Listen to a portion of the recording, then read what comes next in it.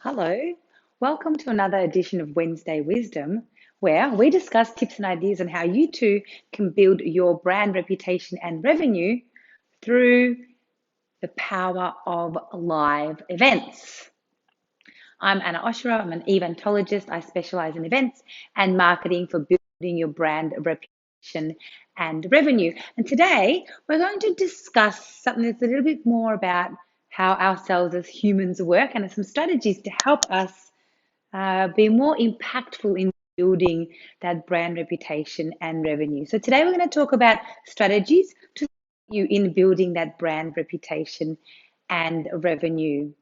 See, I've recently launched our next Zero to Webinar Hero program, and just this week we were talking about the communication that we need to create in order to be able to get a great webinar event out. So looking at our event description or our webinar description and how do we talk about our webinar, how do we talk about ourselves, so our personal bio, our business bio, testimonials, really collating all of that content that we need to bring together in order to encourage people to book into our webinars, because at the end of the day, the very first thing that people see is the image, the name or title, and the description. And so as we're working through this with our group, I wanted to raise the fact that sometimes writing this information can bring up a lot of insecurity for us as human beings.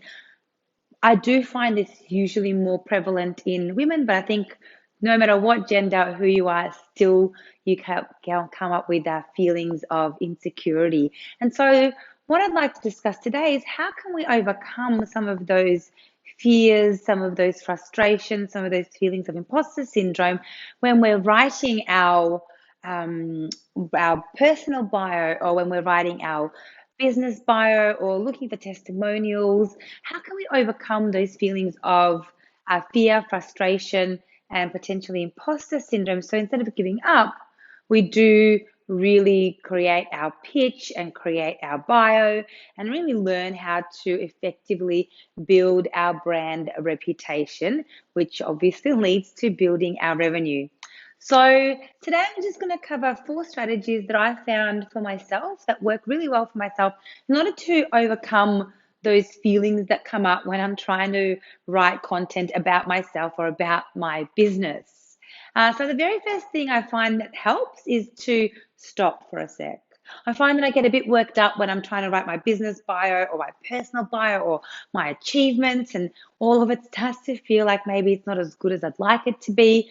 And so one thing I do is stop, breathe, walk away, have a break, have a bit of a reset of the mind, and then take a breath and come back to it. Because what we're trying to do is reduce the amount of emotional connection we have with what it is that we're writing.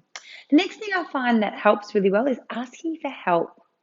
So find a business buddy, a colleague, somebody that knows you really, really well, and then ask them to help you. Ask them to tell you what they see as your greatest attributes, as your achievements, as what you would put into your personal bio or into your business information. And maybe ask them if they know or they can provide you some great testimonials. So ask for help. The third thing I find that works really well is finding a structure. So finding a template that works for you, whether it is a structured document where you just follow and answer some questions, whether it is a template that you've seen that somebody else has done for themselves, but really find a template, find a structure that works for you, and then replicate that for your own content, for your own information, because at the end of the day, it's so much easier to follow a structure than to try and come up with these ideas all by yourself and start with a completely blank canvas. And the final thing I recommend is practice. You see, the more we say these things, the more we talk about ourselves, the more that we share who we are, what we do, the more that we pitch, the quicker it is that we get used to that content, sharing that content, and the less we start to attach meaning, as in, am I good enough? Am I not good enough? That type of meaning to it. And it becomes a really great tool that we implement in our business, just like the products or services that we are selling. So that's what I wanted to speak about today, strategies to support you in building your brand reputation and revenue through being able to write really great personal bios, business bios, pitching, and learning how to overcome that fear and stress that sometimes overwhelms us and leads to us giving up, but instead really being able to create great content about ourselves to build that reputation and revenue online.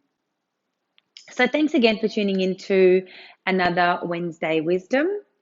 If you have any more strategies that you'd like to share, I'd love to hear from you. Those people out there who are in that mindset, in that coaching space around mindset and how to really get ourselves to shine, I'd love to hear from you. If you've got anybody who would listen to this or you think would enjoy it, please do share it, like it, etc., etc. So thanks so much. I'm Anna Oshrov, and as always, you are born to influence your industry. See you later.